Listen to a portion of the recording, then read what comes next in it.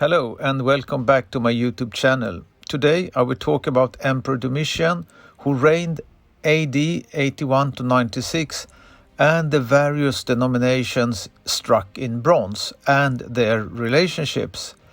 I will also give some contemporary examples of the actual value of the money and what it represented in form of salaries and purchase value. Finally, I will give you an in-depth description of this beautiful dupondius and its reverse type of virtus. The dupondius is from my own coin cabinet, while all the other images are from the auction company Numismatik in London. I will also take the opportunity to thank them for the usage of all the high-quality images. Titus Flavius Domitianus was the younger son of Vespasian and Flavia Domitilla. He was born in Rome in AD 51. During the reigns of his father and his brother Titus, Domitian was kept very much in the background, but on the death of Titus, his succession was not disputed. At first he showed great promise, as most new rulers, but he was very unpopular with the senatorial nobility, and this resulted in numerous plots and conspiracies. Domitian, who was suspicious by nature, and he was a little paranoid as most rulers, and reacted violently, and the last years of his reign was one of terror and oppression. He was eventually murdered on September 18th in AD 96 as a result of a palace plot involving his wife Domitia and his chamberlain and the Praetorian prefect. During Domitian's reign, all existing bronze denominations were minted, namely the sestertius, which is the highest denomination, dupondius, which there are two on the sestertius, and which is characterized by the emperors wearing a radiant crown. Next comes the as denomination, of which there are four on the sestertius. The as is divided into two halves, and then consists of the denomination semis, which in turn is divided into two halves with the denominations quadrans. Sestertius, dupondius and semis are all minted in a yellowish brassy alloy called orichalcum. All other denominations are minted in copper. In the table, the different denominations and their relationships are listed, including the two different metal used. On the obverse on this beautiful coin, struck in Rome in AD 85, the emperor's image is turned to the right and is wearing the classical radiate crown. The radiate crown tells us that the denomination is a dupondius, and in the legend we can read Imp Ses Domitian Avg Germ Cos 11, which is the abbreviation in Latin for Imperator Caesar Domitianus Augustus Germanicus Consul Undecemum, and in English, Supreme Commander Caesar Domitian, Emperor, Conqueror of the Germans, Consul for the 11th time. On the reverse, Virtus is standing, turned to the right, resting foot on a helmet, holding spear and parazzonium. And in the legend, Virtuti Augusti.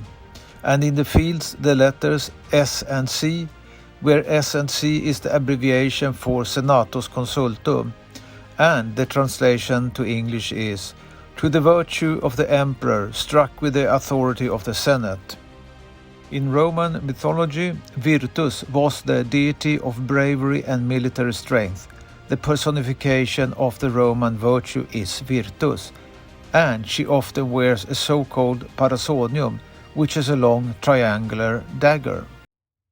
I will now return to the question of the contemporary value of the coins, what wages were paid and what purchasing power the coins had. And to answer these questions, there is no better way than to consult the contemporary sources. I will now read a passage from the Annals written by the Roman historian and politician Publius Cornelius Tacitus.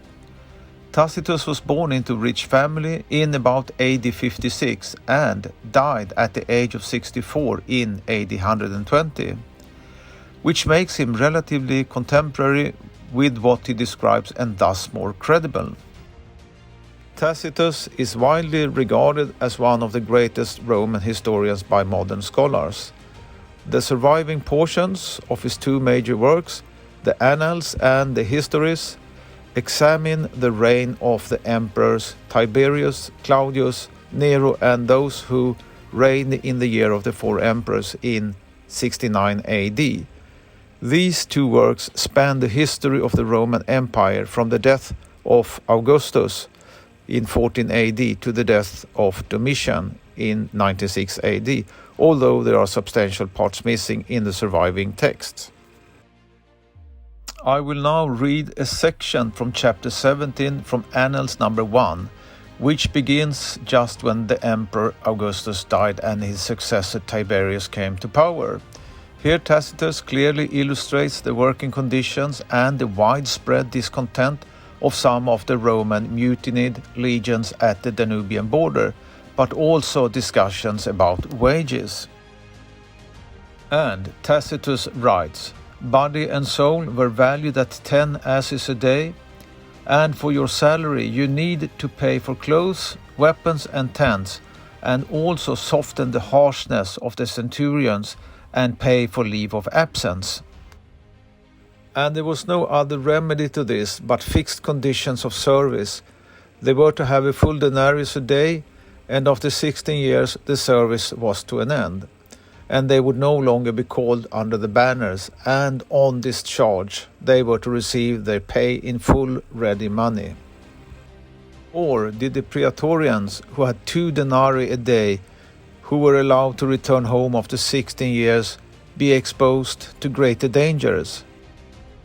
Exactly how long the working days were and how long the working weeks were remains a matter of conjecture, and when the soldiers were in the field the conditions were extreme in every respect.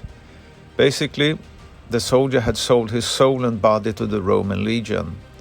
A rough guess is that a daily wage of 10 asses gives 1 ass as an hourly wage. But how much did food, wine and entertainment cost? There is little documentation. However, there is some interesting graffiti preserved from the city of Pompeii and Herculaneum, which was buried under the ash from the volcanic eruption in 79 AD. Outside the bar in Pompeii, you will find the following carving on the wall. You can get a drink here for just 1 coin. You can drink better wine for 2 coins. And you can drink Falernian for 4 coins. And you can get a full night with a prostitute for 16 coins. And it is generally accepted that coins refers to asses, so a glass of wine costs 1 ass, or the equivalent of an hourly wage. Other information circulating claims that a loaf of bread would cost about 2 asses. The price information tells us that the legionary salary was not enough and therefore contributed to the discontent. I hope you find this video interesting, and to help others with a historical and/or numismatic interest watch this video, please like, share, comment and subscribe. It is free to subscribe and you don't commit to anything, nor will you receive any unwanted emails or offers from me. And you can, whenever you want, end your subscription. By subscribing, liking and sharing, you help YouTube's and Google's algorithms to rank up this video and thus make it easier for others with a similar interest to view this video. Also, make sure to hit the notification bell to get notified when I publish new video on YouTube. Thank you for watching.